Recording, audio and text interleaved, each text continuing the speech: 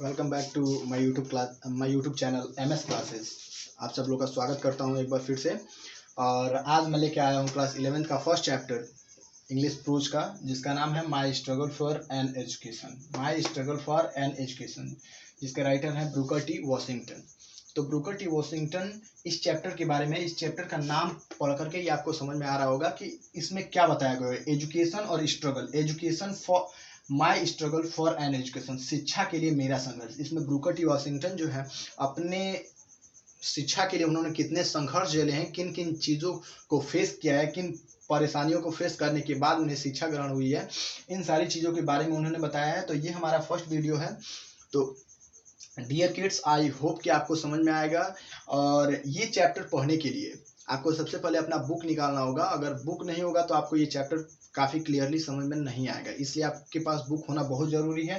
क्योंकि आप जो मैं पढ़ाऊंगा आपको मेरी केवल आवाज़ सुननी है और आपको अपने बुक में ध्यान देना है, तभी आपको ये वीडियो समझ में आएगा। अदरवाइज बिना बुक के आपको ये वीडियो काफ़ी क्लियरली समझ में नहीं आएगा। इसलिए आई होप कि आप बुक निकाल करके पढ़ेंगे, ध्यान से देखेंगे इस चीज़ को। तो सबसे पहले मैं शुरू करता हूँ। ये वीडियो जो है हमारा फर्स्ट पार्ट का है, जिसमें one day while at work in the coal mine से लेकर के I could hear the tramp of feet over my heads यहाँ तक होगा। इसके मिडिल सेशन का जो भी, इसके मिडिल का जो भी लाइनें होंगी उनका एक्सप्लेनेशन मैं आज आपको बताऊंगा। तो फर्स्ट चैप्टर का एक्सप्लेनेशन आज मैं आपको बताऊंगा। उसके बाद से जब आप ये चैप्टर पढ़ लेंगे, फर्स्ट वीडियो देख लेंगे, तो दूसरा वीडियो भी आपके लिए लाया जाएगा। तो आइए शुरू करते हैं। Thank you. My struggle for an education.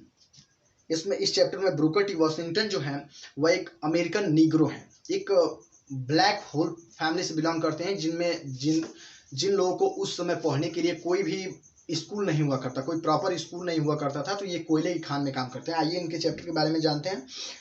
One day while at work in a coal mine. एक दिन जब मैं कोयले की खान में काम कर रहा था। One day while at work in a coal mine. एक दिन जब मैं कोयले की खान में काम कर रहा था। I happened to overhear two miners talking about a great school for colored people somewhere in Virginia.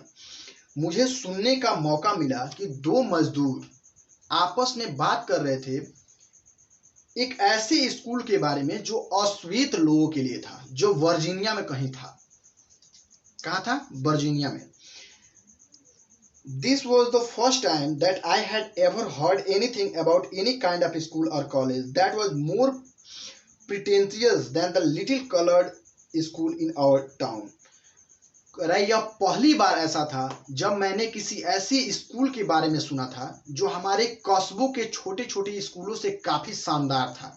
यानी कि मैंने एक ऐसे स्कूल के बारे में सुना जो हमारे छोटे छोटे गांव के जो स्कूल थे उनसे काफ़ी बेहतरीन था। उसके बारे में पहली बार मुझे सुनने का मौका मिला। किनके द्वारा? उन दो मजदूरों के द्वारा जो कोयले की खान में काम करते हुए बात कर रहे थे। As they went on describing the school, जैसे जैसे वे लोग उस स्कूल के बारे में डिस्क्राइब कर रहे थे, आपस में बातें कर रहे थे, बता रहे थे, it seemed to me that it must be the greatest place on earth. तो मुझे ऐसा महसूस हो रहा था जैसे मानो वो पृथ्वी पर सबसे शानदार प्लेस होगा। यानी कि कोई ऐसा प्लेस होगा जो पृथ्वी पर सबसे लाजवाब, सबसे बेहतरीन प्लेस होगा। Not even heaven presented more attractions for me at that time than I did the Hampton Normal Agricultural Institute in Virginia. उस समय मुझे स्वर्ग भी उतना अट्रैक्ट नहीं कर रहा था। यानी कि ये ब्रूकर टी वॉशिंगटन बता रहे हैं कि उस समय जब मैं उन सब की बातें सुन रहा था, जो स्कूल के बारे में बात कर रहे थे, जिस स्कूल का नाम था Hampton normal agricultural institute in Virginia, उस स्कूल के आगे मुझे स्वर्ग भी फीका पड़ा था। यानी कि स्कूल जितना मुझे अट्रैक्ट कर रहा था उतना ज़्यादा तो अट्रैक्शन मुझे स्वर्ग की तरफ से भी नहीं हो रहा था। About which this man were talking, जिस स्कूल के बारे में ये दोनों आदमी बातें कर रहे थे। I resolve at once to go to that school. मैंने निश्चय कर लिया कि मैं उस स्कूल में जाऊंगा। Although I had no idea where it was and how many miles away और how I was going to reach it. यद्यपि मैं नहीं जानता था कि वह कहाँ है, कितनी दूर है और मैं वहाँ कैसे जाऊँगा। ये मुझे कुछ नहीं पता था, सिर्फ मैंने निश्चय किया था, डिटरमाइंड हुआ था मैं इस चीज़ के लिए।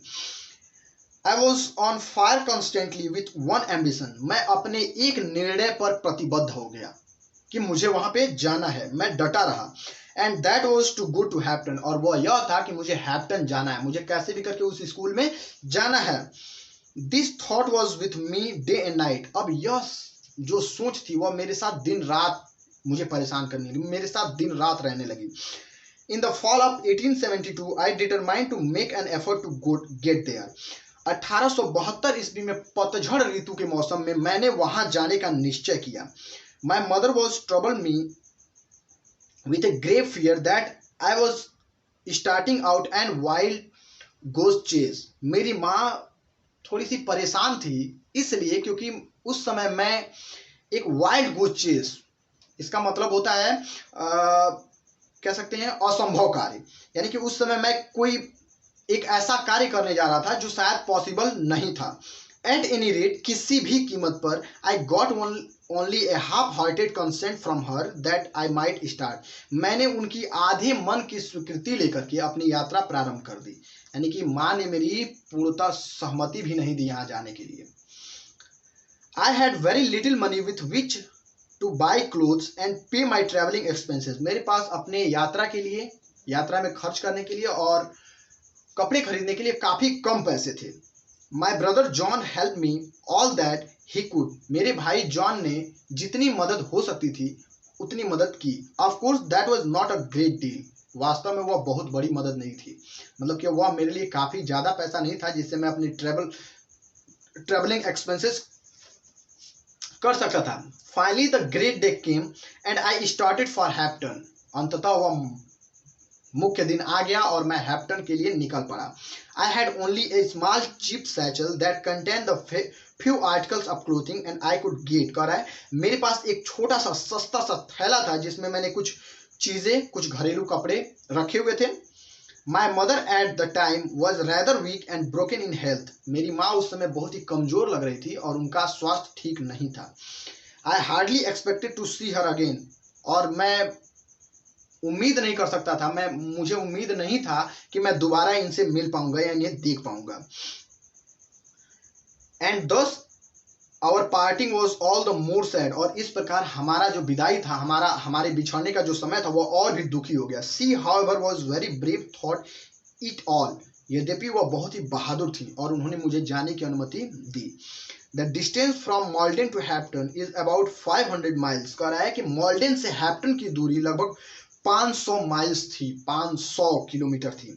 Bye walking, begging rides both in wagons and in the car, in some way after a number of days I reach the city of Richmond. कह रहा है कि पैदल चलते हुए, घोड़े गाड़ी से हाथ मांगते हुए, कार से लिफ्ट मांगते हुए कुछ दिनों के बाद मैं रिचमोंड सिटी पहुंच गया, यानी कि भीख मांगते हुए, हाथ मारते हुए मैं रिचमोंड सिटी पहुंच गया। Virginia about 82 miles from Hampton. Hampton से वर्जीनिया की दूरी जो थी 82 माइल्स थी। When I reach there tired, hungry and dirty. जब मैं वहां पहुंचा तो मैं थक चुका था, भूखा था और मेरा सारा ड्रेस जो था गंदा हो चुका था। It was late in the night. और मैं अर्धरात्रि यानी कि देर शाम तक वहां पहुंचा था। I had never seen in a large city. इससे पहले मैंने कभी भी इतना बड़ा शहर नहीं देखा था। And this rather added to my misery. और ऊपर से इसमें मेरी इतनी दयनीय स्थिति। When I reached रिचमोंड, जब मैं रिचमोंड पहुंचा, I was completely out of money. तो मेरे पास पूरा पैसा खर्च हो चुका था, बिल्कुल खत्म हो गया था।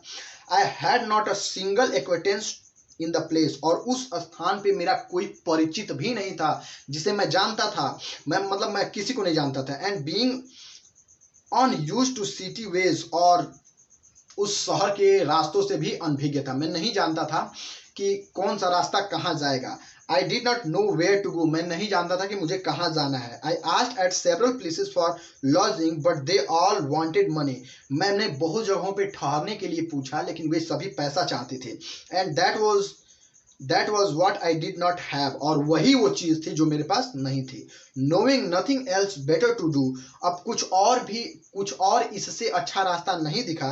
आई वॉक द स्ट्रीट। इसलिए मैं गलियों की तरफ चल पड़ा। I must have walked the street till after midnight. और मैं निश्चित रूप से जब तक अर्धरात्रि नहीं होगी तब तक चलता रहा। At last I become so exhausted that I could walk no longer, और अंततः मैं इतना थक गया कि मैं चल भी नहीं सकता था, मुझसे चला भी नहीं जा रहा था।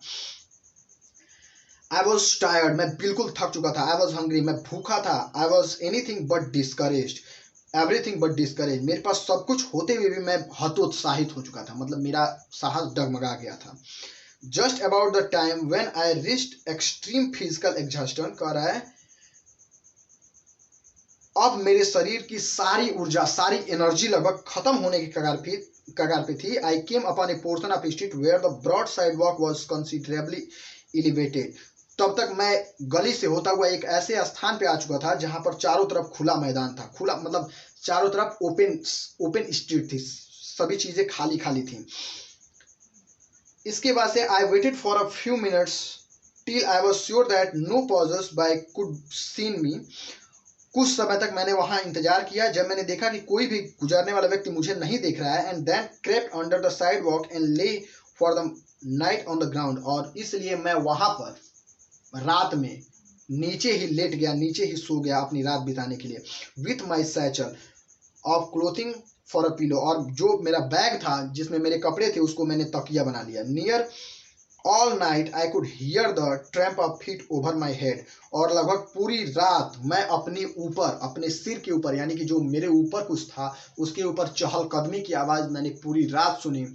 और ये हमारा था part first video. I hope कि आपको पसंद आया होगा। अगर आपको पसंद आया हो तो प्लीज़ वीडियो को लाइक, सब्सक्राइब और शेयर जरूर करें। Thank you.